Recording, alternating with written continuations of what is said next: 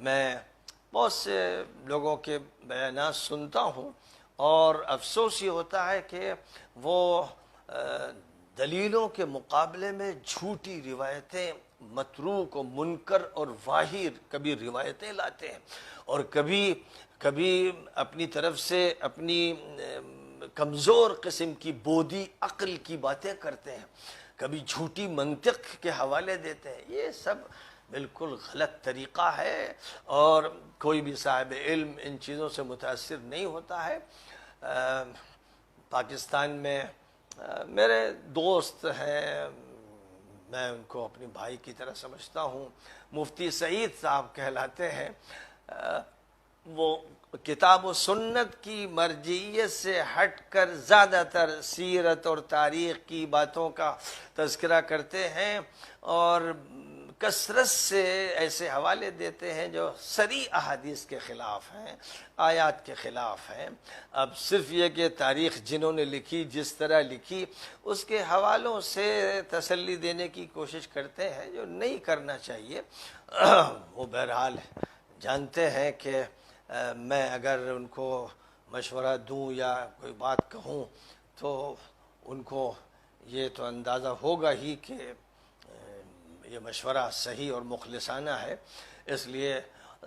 قرآن اور سنت کی بنیاد پر بات کریں، جو بات بھی کریں، اور محض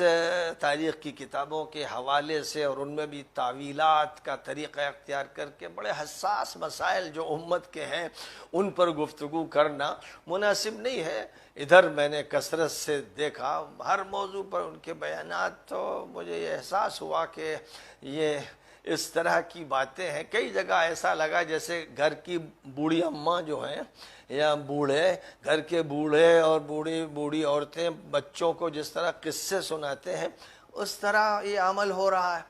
تو ایک تو یہ درخواست ہے کہ مفتی کا لفظ نکال دیں۔ یہ مفتی کا جو لفظ ہے بڑا پریشان کن رہتا ہے، اس نے بڑی تباہیاں مچائی ہیں، پاکستان میں تو اس کی تباہیاں خوب دکھ رہی ہیں،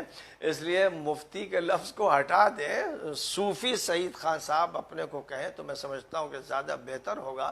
کیونکہ انداز ماشاءاللہ صوفیانہ اور بزرگانہ ہے۔ میں ان کے ساتھ رہا ہوں، چند دن اسلام آباد میں رہا ہوں ان کے ساتھ، تو وہ جانتے ہیں، مجھے جانتے ہیں، میں انہیں جانتا ہوں۔ تو بہرحال ادھر میں نے کچھ چیزیں سنی تو مجھے اندازہ ہوا کہ قرآن اور سنت سے بہت دور ہٹ کر تاریخ کی روایتیں اور قصے اور کہانیاں جو سنائی جا رہی ہیں وہ صحیح نہیں ہیں، وہ صحیح موقف کی ترجمانی نہیں کرتی ہیں۔ دوسری طرف ایک بڑے مشہور مرزا علی ہیں، ایک مرزا علی صاحب ہیں، انجینئر صاحب ہیں، وہ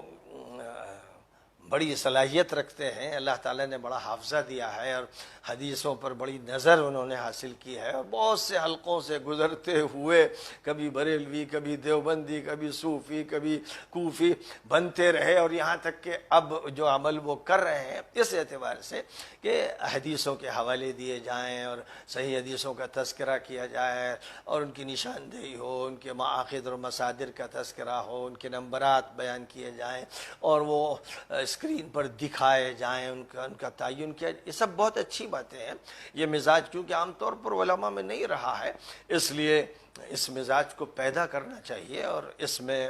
جو بھی وہ ان کا کام ہے وہ بہت اچھا ہے، ٹھوس ہے، لیکن وہ ایک خلط مبحث کرتے ہیں، گٹ مٹ خلط مل کرتے ہیں، اور وہ ایک طرح کے الفاظ کی اٹھا پٹک ہوتی ہے، رضی اللہ عنہ علیہ السلام اور فلاں، یعنی سب کے ساتھ یہ ٹھوکے رہتے ہیں، بیکار کی بات ہے۔ کچھ اصطلاحات ہوتی ہیں جن اصطلاحات کا علماء نے لحاظ رکھا ہے اور ان سے ایک مرتبہ اور مقام کا تعین ہوتا ہے۔ اب ادھر سے ادھر سے کہیں تحیات سے استدلال، کہیں فلاں سے استدلال، اور اس بنیاد پر ہر کس و ناقص کے لیے علیہ السلام، اور پھر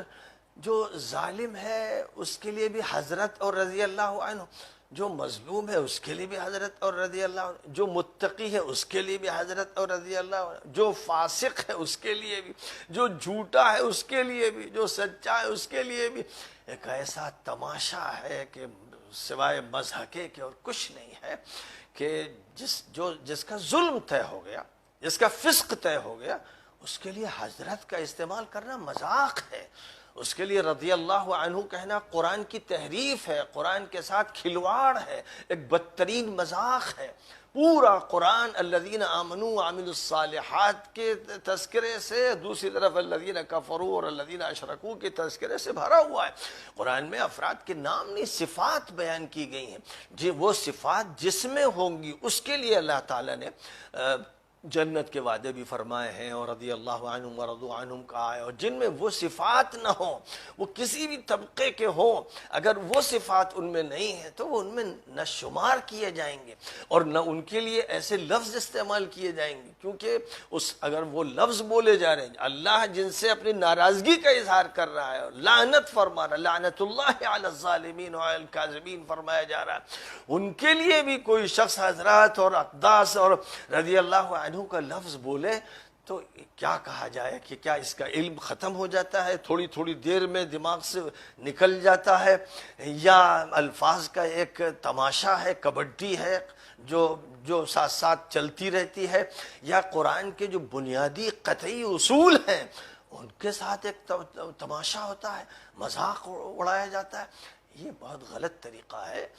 قرآن نے جس کے لیے جو بات طے کر دی ہے، جو بات ظالم کے لیے طے ہے، فاسق کے لیے طے ہے، کاذب کے لیے طے ہے، مجرم کے لیے طے ہے، قاتل کے لیے طے ہے، اس کے لیے جو قرآن نے کہا ہے بس وہی کہا جائے گا۔ پھر نبی پاک علیہ السلام نے جو قرآن کی تشریح کرتے ہوئے اصولی باتیں احادیث میں ارشاد فرمائی ہیں، کتاب الایمان سے لے کر کتاب الامارہ تک اور کتاب المناقب تک وہ اصولی باتیں کہی جائیں گی، اور کتاب الفتن والملاحم میں جن لوگوں کا تذکرہ کرتے ہوئے ان کے جرائم کا تذکرہ ہے، ان کے جرائم بیان کیے جائیں گے، اور مجرم کے لیے جو قرآن کی تعبیر ہے اور جو احادیث کی تعبیر ہے وہ استعمال کی جائیں گی، ان کی کبڈی نہیں کھلائی جائے گی، اور ایک تماشا و مذاق نہیں بنایا جائے گا کہ اچھے بھی رضی اللہ عنہ، برے بھی رضی اللہ عنہ۔ سبحان اللہ، یہ عجیب تماشا ہے۔ مجھے بڑی حیرت ہوتی ہے کہ ایک آدمی جو تحقیق کا کام کر رہا ہے اور اصول اس کو معلوم ہے، ان کو بھی مرتب کر کے بیان کر رہا ہے، پھر وہ ایسی باتیں کرتا ہے کہ جس سے سامعین کے لیے بھی ایک بڑی ذہنی آزمائش ہوتی ہے، اور وہ محسوس کرتے ہیں کہ کیا یہ کوئی مذاق ہے، یا کوئی تماشا ہے، یا کوئی کھلواڑ ہے، یہ کیا ہو رہا ہے۔ اسی طرح کے جو بھی لوگ ہیں ان کو اپنے رویے پر غور کرنا چاہیے اور اس میں تبدیلی لانی چاہیے۔ میں